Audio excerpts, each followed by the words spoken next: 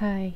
Um, so I wanted to make another vlog, so I didn't have that sort of last one as my latest one. I did record one when I was doing makeup, but then I didn't get to process it because my friend came round and to get her stuff, because I'd been doing her hair and makeup and she left all her stuff at my house, so she came to get it and we watched a film. So I was like sorting that video when she came, so there hasn't been another video. It might like start sticking because of having that massive video that I haven't sorted out. Whoops. Yeah, so this had better be quick. Last night I was I've been sorting through stuff and trying to improve stuff, right? So that's my new bed, and that's wardrobe that Gilles built and stuff. So yeah, I was sorting through my paperwork and in my wardrobe when I realised my wardrobe, my oldest one, the back had come off, and so I pulled it out to try and nail it back, and I saw the most disgusting thing ever. Like, the wall was black and orange, and just I could have just freaked because it's so disgusting. So I spent last night kind of, as well as fixing the wardrobe and fixing another chest of drawers, I washed all the wall down and with tea tree oil because it's anti-fungal and stuff, and then I put a heater there for hours, and then I chipped off, like, the plaster was coming off, and I don't know how to re-plaster, but there was only small bits, so I filled it in, and then I painted over it. And I know that doesn't solve the problem. I've also contacted my landlord. I found a way online to contact them, and they said they were gonna send someone tomorrow to check it out. I took photographs, so even though it looks okay now, they'll see what it looked like and hopefully deal with the outside and measure the damp on the outside. So also getting some other things sorted out, which was really good. So obviously before, when I was trying to contact them, I was using the wrong number. Anyway, I really need to get on and tell you the dreams I had. I actually dreamt last night that I was having a fight with Gilles, and he was being really, really nasty to me. And I have said to a few people, I am worried that is going to happen because, you know, with what's happened to his family, I know it's going to make him, he wanted to live there anyway, so he's going to want to leave and go back to where he's from, and it's going to be really difficult because I've obviously had a job here, my only job, the only job I've ever had for 10 years here, and, you know, give up my little flat and just jump into the unknown. And it worries me because we had this whole plan of him getting, you know, for us to save up and it to be a really good prospect. If it's better, I don't mind, I'll do it. I'm not stuck here, I don't mind where I live, but it's just the fact that I don't want to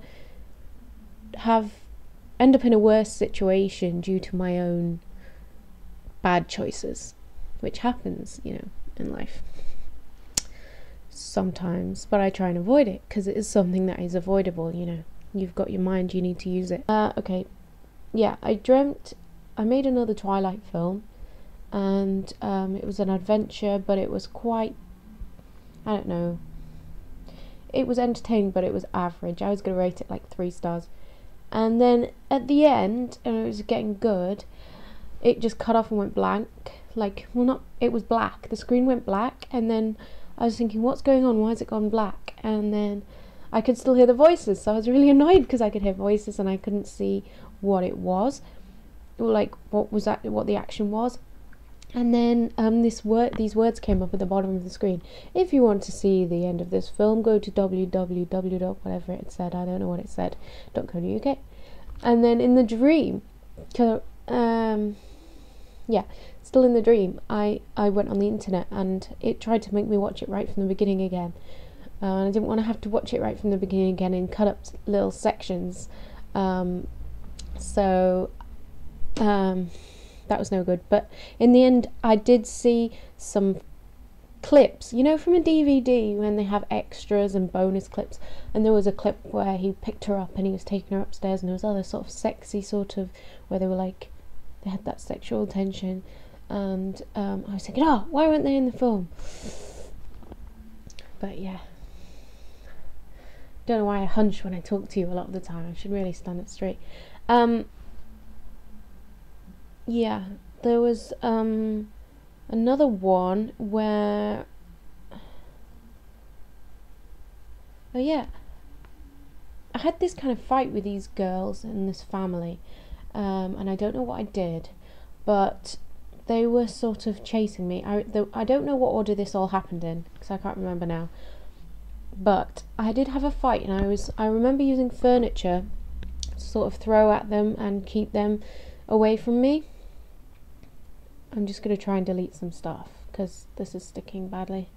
Furniture, and then I was using, like, I ripped a cardigan or something. Anyway, they were following me, and we were in my house. Well, my house was my mum's house, and Jill was there. And then people like turned up, and I'm trying to find the page while I'm telling you. I think I can remember anyway. Actually, people turned up, and I was pleased that I was in some way dressed, but they were all over my house. There was women in burqas, there was a Chinese lady on the stairs, there were men with clipboards going around. One of them I knew from school, actually quite a few people I'd known from school, and then there was a guy that I used to fancy, and he had a partner and I had a partner. It was kind of awkward, and then I followed him out of the kitchen, and he turned into somebody else that I used to fancy as well. And I was trying to get past all these people. Oh, I missed the bit. There's a really awkward bit. I was hiding from these girls, and I crouched down behind Jill in the corner in the kitchen, and I was looking, trying to hide. And I noticed that, like in a computer game, they were in a line or in like boxes, and then they had timers on, and if you hid from them for long enough, the timer ran out and the box went away. So I was thinking, oh, I'm winning, there's only a few left waiting for me. Anyway, so I was crouching there in the kitchen, and I had a wee. That was in a dream, wasn't real. And then obviously that's before I met those guys that I used to fancy. It was a little bit embarrassing. I was trying to get past them, and then I got out the door and I was running up the street, and I was trying to run, and I thought I really wasn't getting, I was putting a lot of effort in for where I was getting to. And then I tried different types of running. I tried running with my hands on the floor. I tried running like bunny hops, and I thought the bunny hops were working, and then I realised I was having to stop in between each sort of bunny hop. Although the bunny hops were faster themselves, I was having to stop and it wasn't more effective, so I went back to normal running. And although I felt like I wasn't getting anywhere, there was another part of that dream where we were looking in the shops, and I somehow decided I really, really needed bananas. And it was like a foreign shop, I'd say. It was in another country, I think. And all of a sudden, where they had them, I picked up, they looked kind of shriveled, like not really and want them. So I put them back. I thought that was kind of random. I had another dream recently where I had a wobbly tooth bedroom. Well, in my mum's house again, in my old bedroom, and Jill was there and we lived there. And I had a wobbly tooth, and he said, oh, pull it out, pull it out. I said, okay. So I pulled this tooth out in front of the mirror, and a load of teeth came out. And I looked into my hand, and there was teeth and gum sort of stuff. Like, I don't know, like it looked like the inside of a pomegranate or something. The fleshy, peachy bit. And it didn't look like a load of teeth. It looked more like gums and a bit of teeth. So I didn't dare look in the mirror, and then I did. And I went, and I looked, and I still had teeth. I expected there to be nothing. There were, but they were small. Like the ones at the front were tiny, like they were regrowing, like when you lose your baby teeth. And the others were all spaced out, and I thought, oh, I can't get used to this. This looks different. And Gilles said, oh no, you look alright. You look fine, babe. And but that was a really scary sort of dream. I remember when it was wobbling, and I was thinking, is it going to show when I'm smiling? I was like smiling and thinking, oh no, actually it's just behind, it won't show. And then all this luck came out. Yeah, quite scary. When I realised that was a dream, I was rather happy. But people say that that's a money worries dream, if you dream about losing teeth, or that you should actually really go to the dentist. I'm sorry if I look orange, but it's just the lighting. I'm in front of the window, so different lighting does that. So I had another quickly I had another dream. It was very different to any other dream I've ever had.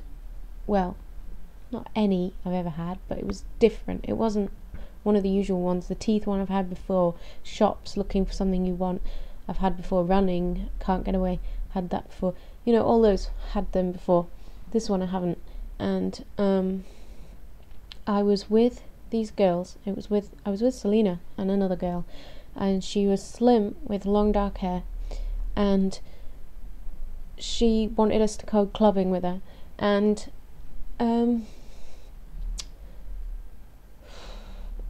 she made us take drugs, and I don't normally take drugs. In fact, in a situation where there's peer pressure to do a certain thing, if I don't want to do it, I just say, nah, I'm going home, don't need to be with you if you're going to try and force me to do things. So I felt real peer pressure to do it, and I took a pill, right, and they took a pill, and the other substance they wanted me to inject, and I wouldn't inject it, so they somehow gave it to me orally and mixed it with food or drink. Anyway, I didn't feel particularly bad during this. I didn't have an adverse reaction in this dream. I felt quite happy actually, and we'd been somewhere else. This had led on from another dream, and I wasn't dressed for going clubbing, and she said, oh, you can borrow one of my dresses, and I looked at her and I just thought, yeah, right. She was like stick thin and I'm not. And she took me upstairs and said, here, borrow this dress, it's a bandage dress. But I tried for ages to put it on, and it wasn't a pull-on dress like a bandage dress. It was like made of strips, and I was putting these coloured strips around, trying to work out how to make it into a dress, like around the bottom, like this, trying to make it fit. And she goes, oh no, you don't do it like that. And she got this blue one, and she hooped it around my neck, and it went down onto the bust area. And then I thought, oh, that's right, the other bit sort of attaches on, you start from there. And then she said, and you put these bust insert things in. And I was like, what, really? I don't think I'm going to need them. And then we had this awkward moment. And then I said, oh no, okay, then I'll do that. Yeah, I'll do that. And she said, well, you don't look like you've got particularly big boobs. And I was wearing a t-shirt at the time, and I went like that, and they went whoa, stuck up like sort of false ones. And then she was like, oh right, okay, sorry. Anyway, so I still couldn't make this dress work, and we traipsed out and about or something into the rain. I was in the rain, and she still wanted us to go clubbing, so I looked a right state, and I was like, yeah, okay, because for some reason I was going along with all this peer pressure. And in this dream, she died of a drugs overdose. Okay, this is nothing to do with that suicide thing I was talking about. That is not true. That's nothing to do. This was a dream, and she basically died of that. And the police came round. She'd gone out on a stretcher. And I don't normally dream of people dying. I dreamt of that French girl dying in my dream before, but I didn't actually see her die. I just saw her dead. Anyway, this girl went out on the stretcher, and the police were asking me questions in this kitchen, and I think the kitchen is a kitchen from where Mary used to live in Liverpool, and we were sat at a table, and they basically got the drugs and the pills, and they opened them and they went, oh yeah, and they were all stuck together inside, and they said, oh yeah, these are out of date, no wonder, and she'd probably taken too many, and whatever else they said. And they were talking to me like I was some scummy person who took drugs, and I was a bit worried I was going to die too because I'd taken one. And I can't remember much else about it apart from the fact that the police didn't care about getting me home. I was sort of stranded. I don't know where Selena had gone at that point. Anyway, so that's all I could remember of those dreams. I haven't dreamt a lot recently. That was last week. Anyway, thanks for watching, everybody, and goodbye. Have sweet dreams.